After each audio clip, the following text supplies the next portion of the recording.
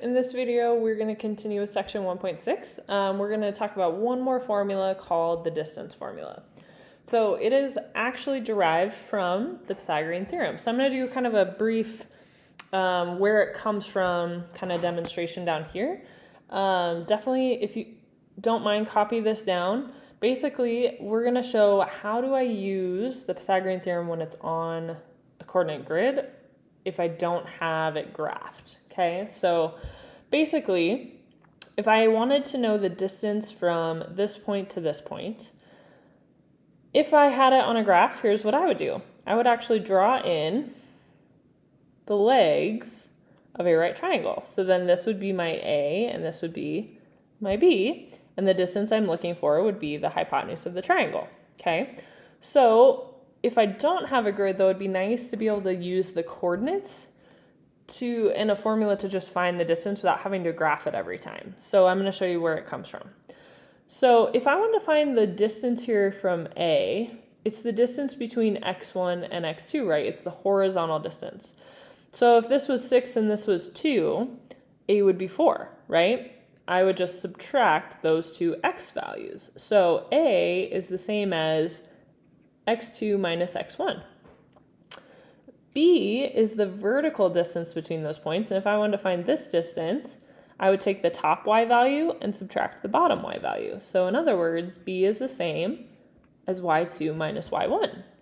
So if I think about the distance Pythagorean theorem, if I use c squared equals a squared plus b squared, I can substitute in these values. A is just x2 minus x1, and B is y2 minus y1.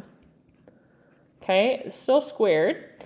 Now, the distance formula is basically this, you guys, but we actually go one step further and we go ahead and take the square root. And instead of C, we use the letter D for distance.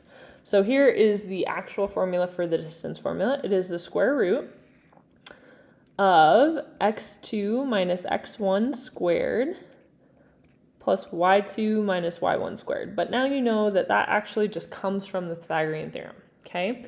So here I have 1, 1, and 4, 5, okay? So I am going to graph this one just so we can like check it. So 1, 1, and then 1, 2, 3, 4, 1, 2, 3, 4, 5. So the reason I can't just like count how far this one is away is because it's going through like partial squares, right?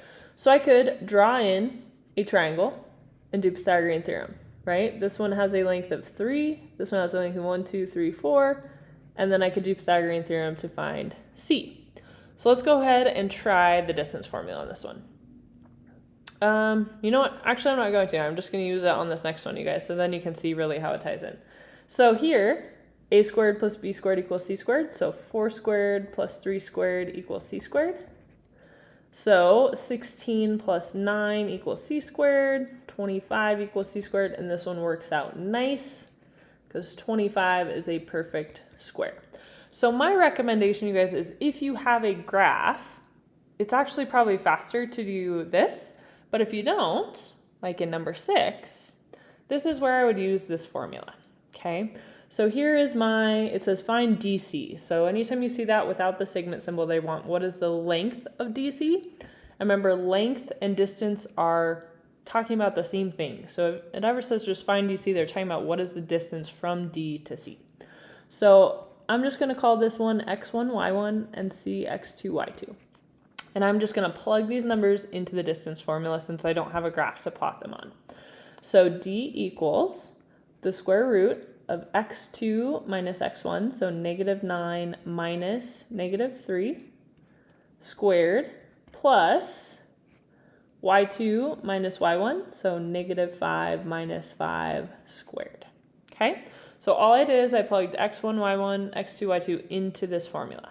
Now I'm just going to simplify. So I'm doing the parentheses first. So 9 minus a negative 3, so minus a negative changes that to addition. So negative 9 plus 3 is negative 6 squared. Okay, simplify parentheses here. Negative 5 minus 5 is negative 10. Anytime I square a negative, it becomes positive. So this is now a positive 36 plus 100. add the two together, 136. So this is my distance, okay? But I want to give it an exact form, so I'm going to do a simplified radical. What goes into 136? I don't know a ton of factors of 136 to be honest, but it's even, so I know that 2 goes into it. So if I were to divide 136 by 2, let's see, 70, I think 68. And you can use a calculator to check that, but I believe 68. So 2 times 68 is 136. Okay, and I can keep doing that. 68, same thing, I'm going to divide by 2. 2 times 34. And 34 is 2 times 17. 17 I can't break down without using a 1. So cross out the ones you broke down. I have a pair of 2's. This one is a third one, right? So it's solo, nobody, and the 17. So I have a 2 that comes out front and a 2 times 17 that stays underneath, which is 34. So our distance from C to D is 2 root 34. All right, guys, that is it for the distance formula. Thanks for watching.